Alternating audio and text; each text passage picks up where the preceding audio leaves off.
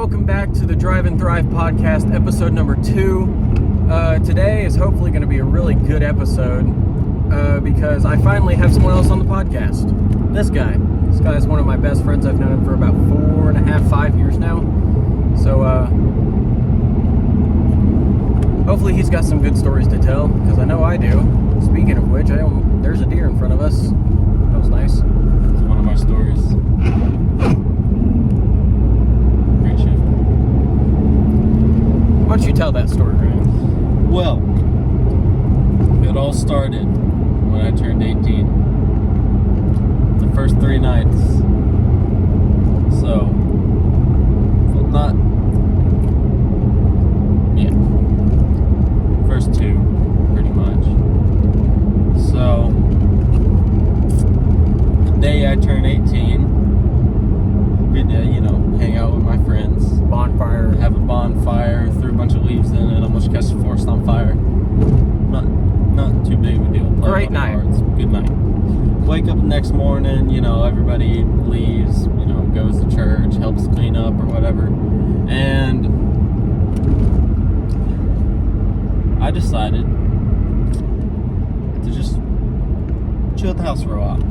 So I did. And then I invited one of my friends over for another bonfire, or just a little campfire, just have a little fun. And then I invite another one of my friends over, and all 3 of us were just out there, we're chilling, listening to music, talking, having a good time, just catching up. And well, that's good. Just making sure. And then eventually, my other friend has to go home, so we take her home. And this is the day after.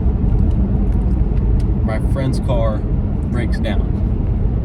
Like, bull's coolant hose. We have to limp it to her house because it was the closest. And so we take his dad's truck, because he came there to look at the car, and we take his dad's truck to get back to my house. And we go to get my car, and I go in there to tell my parents what's going on, and I scare the living hell out of my mom. I mean, she had no idea that it was me. She thought she was getting murdered, and it was the funniest thing ever. And we take my car back to my friend's house, and we just check on his dad, make sure everything's going well and alright, and just see how it's going. And he's doing great. We figured out what was wrong with the car. We're going to get it fixed tomorrow morning. So, me and my friend go back to his house. And as soon as we get into the second town, I hit a deer. Second day, turned 18. Brand new car. Only had it for 5 months, 6 months, something like that. And breaks my heart. $2,000 worth of damages. Let's get them fixed right now. Whatever day this is, the 3rd of December. December 3rd, 23.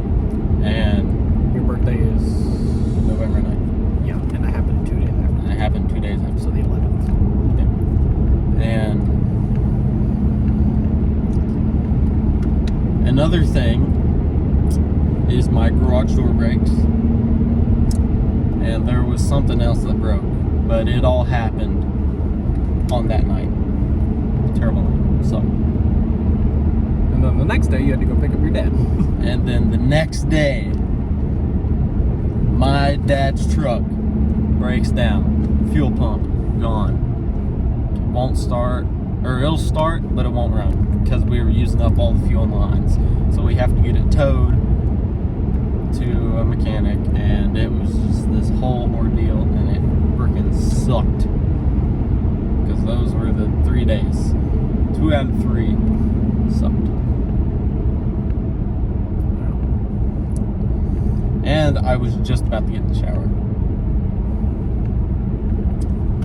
He's like, hey, you're not gonna like this. I said, I'm sure. So yeah. But truck's fixed, car's getting fixed. Car's getting fixed. Should actually get that back really soon. I seen him a couple days after this on Tuesday or Wednesday or something like that. This all happened Sunday night and Monday. I seen him that day, and we parked our cars next to each other in the gym parking lot. Act like he T-boned me. So here's that picture.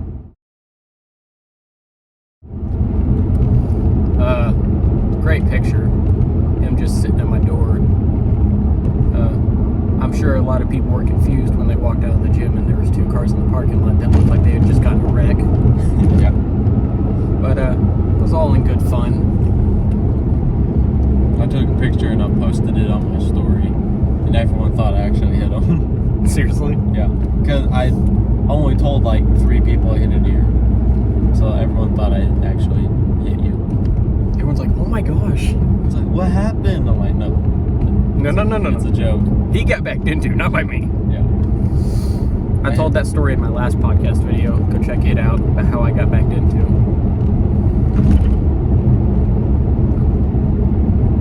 Yeah, that's a heck of a way to spend the first couple days being 18.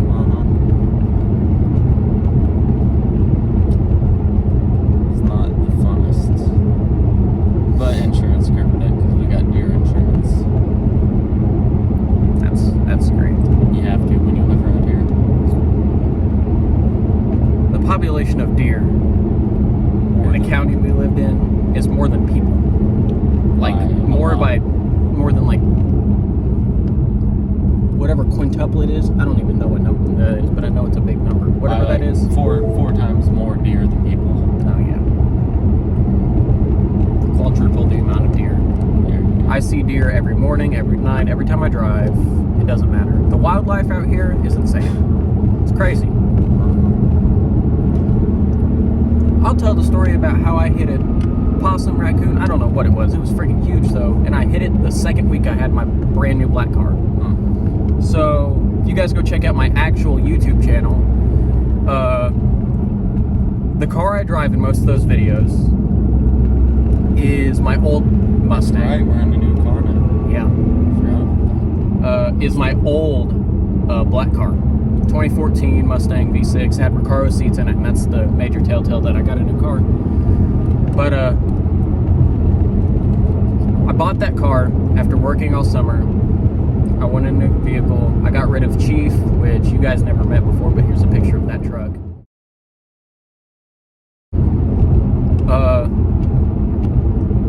And here's a picture of the black car.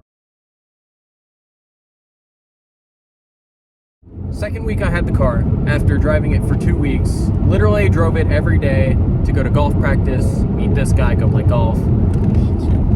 On the way home from golf one night, it's like 8, 9 o'clock at night, I'm just chilling, driving down the road, minding my own business. I go around this one corner, right on the inside of the corner, and I see it for like maybe a split second. And I absolutely obliterate this possum, raccoon, something. Hit it with the front of my car 2 weeks after I bought it. I was devastated. I literally just had my car in the middle of the road. I had my hazards on because when it hit, it sounded like it hit hard. And I thought I had destroyed the car. Well, I get out and the end tray's hanging and the bumper's cracked and the grills are about to fall out. So I limp it back to the house. I take pictures for insurance that I, for some reason, don't have anymore. I have 2 pictures, and these 2 pictures right here.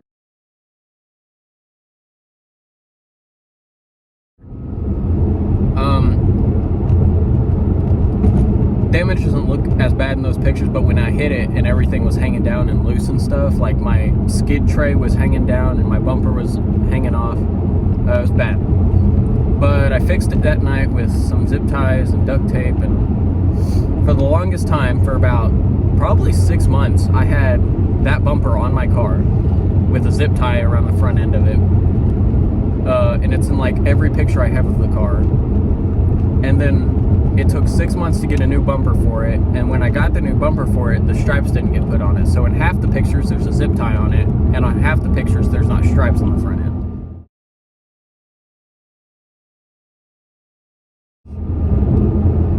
And I drove that car for 9 months, 10 months, because I got this in June. So from August to June, or someone, I don't know. Got hit by a tractor. Had that car for about 10 months, and then I was like, I want a manual. I've never seen that house. Yeah, huge house. Smokes. Yeah. Wanted a manual trans car and something that was nicer.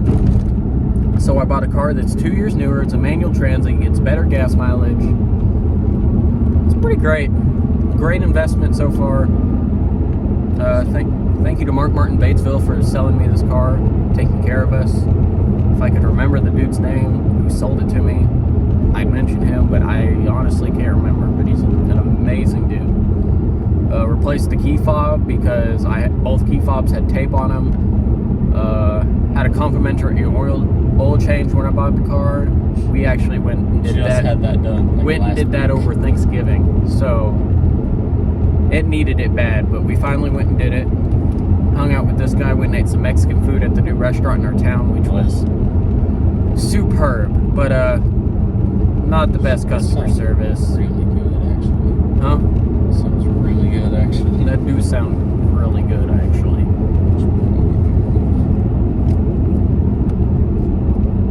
I can't afford it. Can't? Can't. I have a whole $20 bill. I mean, do you want to go eat? Not gonna lie. Absolutely. Okay. Bet. Well, found out what we're doing after this podcast. Do we have any good stories together? Yes. The last time we rode 4-wheelers together. Oh, dear. So, I'll start it. Yeah. And I'll get to... Or no, did you... Okay, you started. What part are we talking about? The part where you were not on the road. Oh, okay. So, when we ride 4-wheelers, I love going to this place that they showed me. It's a literal dry lake bed. It's sand, rock, like there's a high area. There's a creek. Everything. It's amazing. Sand dunes, mud pits. Oh, really nice steps up. So fun when it's not flooded and you can get there. So we leave to make it back before dark and before it gets, deadly cold.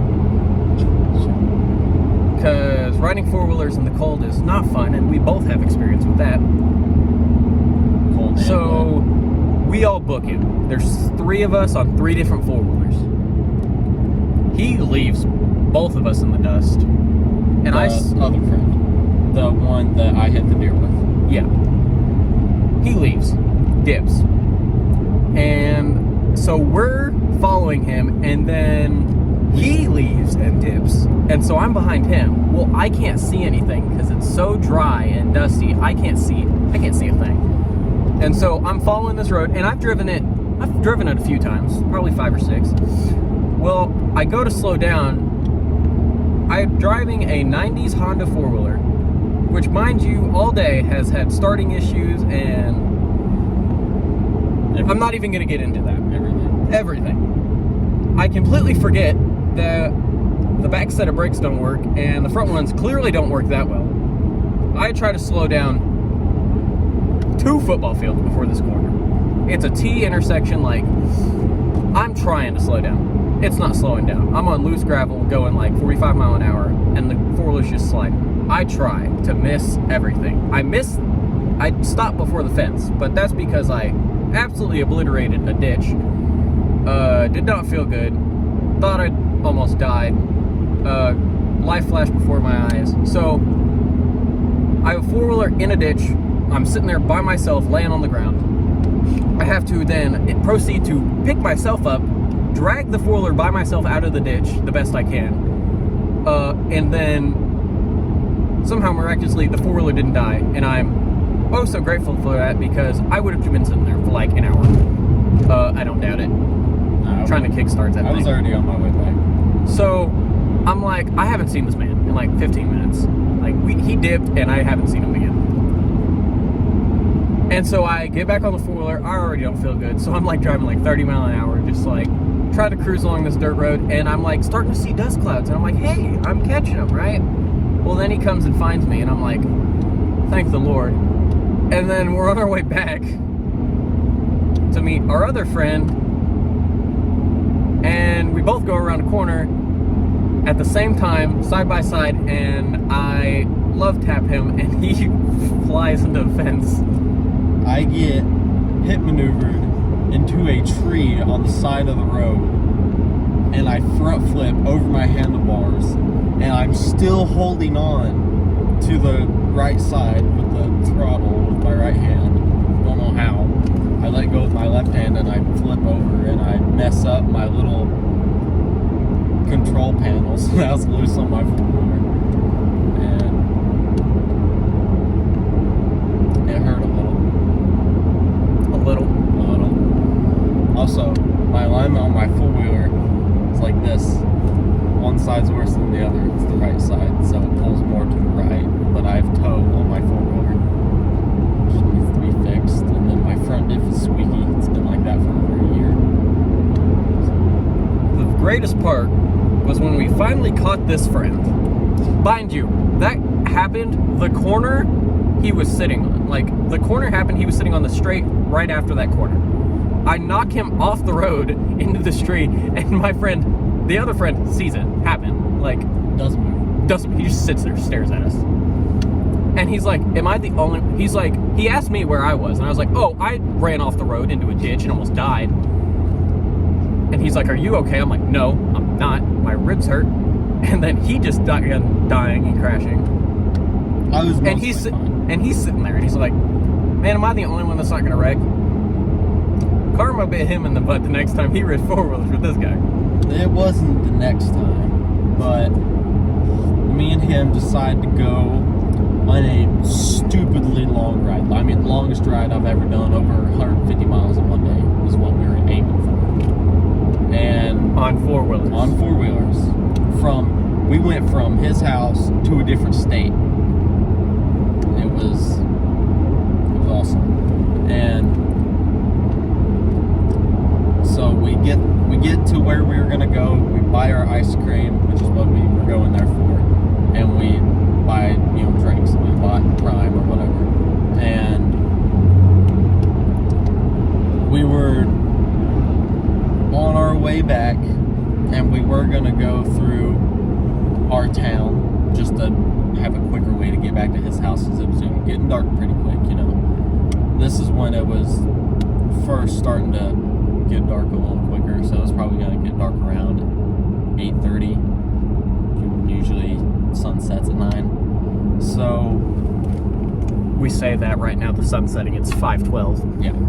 yeah, that's what time it is. It's 5:12 in the afternoon and the sun's going down, so that's nice. we got done working like 20 minutes ago. Anyways, Is it open? yeah, we need to finish up. We're about to eat, and we take a different way to go through my house because Coach changed time of basketball practice, so I needed to go grab my basketball stuff. And oh, don't turn on me. Anyways, Coach changed the time of basketball practice, and I needed my ball stuff, so I stopped by my house to get my ball stuff. And my friend decides that we're gonna take this route. And I was like, okay, that's fine, nothing wrong with that. So we take that route, and along our way down, I mean, we're kind of getting on it. We stayed at my house for a little too long, and it's already dark. And he takes this corner on the outside with a bunch of loose gravel, and he goes off the road. And he picks the perfect ditch. It's perfectly flat. There's nothing wrong with it, not a limb in the way. But there's this rut right in the middle of it. It's about, yay wide, yay deep, just enough for his front tires to fit into. And he's obviously in the ditch trying to slow down. So he's on his brakes, leaning forwards and standing up, and he hits the rut, boom, boom, like that, and snaps both of his wrists right there. And he got evac'd to Little Rock that night. It was wild. And I didn't find out till 2 nights later. Well, Or the next morning or something. When he was in his second surgery. we were busy. And I went to Little Rock after basketball practice the next day. So, I went with you, but I had no idea. yeah. Literally not a clue. It was... I'm sorry. Sounds Oh, it's that girl. Yes. Her service is so much better. Is it? Yes. Thank the Lord. The last time we were here, There was some crackhead guy. It was wild. it was 13 years in the business, he said. No. No. Anyways. Hope y'all enjoyed that. Thank you guys so much for watching Drive and Thrive podcast, episode number 2. Glad to have you on, finally. Finally, it's your second episode. Shut up. Hopefully get you on some more. Okay. And hopefully I can get some more guests to join me here in the car and do some longer podcasts, share some stories, have fun. Anyways, thank you all so much for watching. I'll see you next time. Peace. Peace.